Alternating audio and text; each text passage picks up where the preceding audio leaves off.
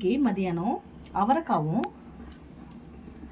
கறியும் போட்டு தாங்க தொக்கு செய்ய போகிறேன். அதுக்கு வெங்காயம், தக்காளி, ஒரே ஒரு பச்சை மிளகாய் எடுத்துக்கோங்க, கொத்தமல்லி. வாங்க வீடியோக்குள்ளே போகலாம். கடாய் நல்லா சூடாயிடுச்சுங்க. இப்போ எண்ணெயை ஊற்றிக்கலாம். எண்ணெய் சூடாயிடுச்சுங்க. வெங்காயம் போட்டுக்கலாம்.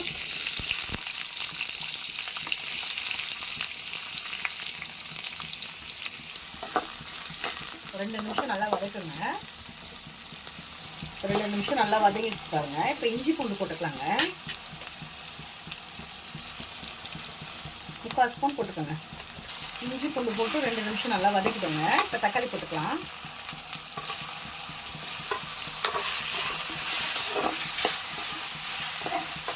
இப்போ கறியை சேர்த்துக்கலாங்க. தக்காளி கூடயே வதங்கட்டும்.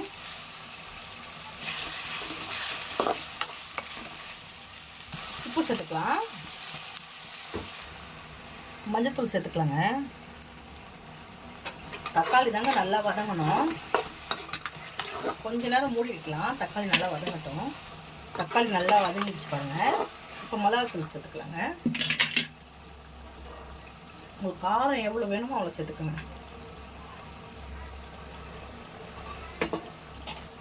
தனியாத்தூள் சேர்த்துக்கோங்க. நல்லா வதக்கிக்கலாங்க.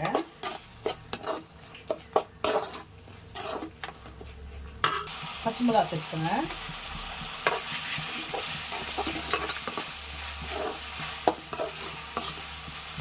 இப்போ இந்த இதில் அவரைக்காய் சேர்த்துக்கலாங்க. அவரைக்காய் சேர்த்துக்கலாங்க.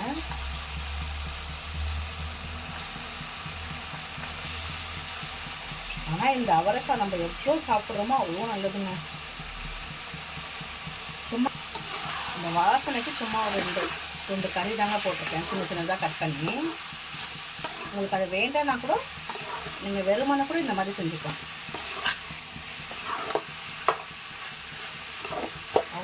கொஞ்சம் வேகிறதுக்கு கொஞ்சம் தண்ணி சேர்த்துக்கலாம்.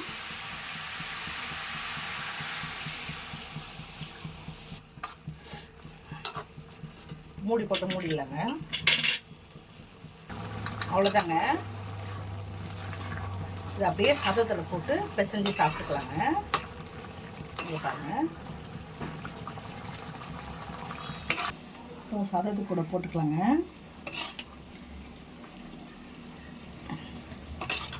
அவரைக்காய் நல்லா சாப்பிடுங்க. இப்போ சாப்பிட்டு பார்க்கலாங்க. சூடாக இருக்குது. பீஸும் பாருங்கள் நல்லா வெந்துருச்சு பாருங்கள். நான் குக்கர்லேயே போடலைங்க. எவ்வளோ வெந்திருக்கு பாருங்கள். இப்போ நம்ம சாப்பிட்டு சொல்லலாம்.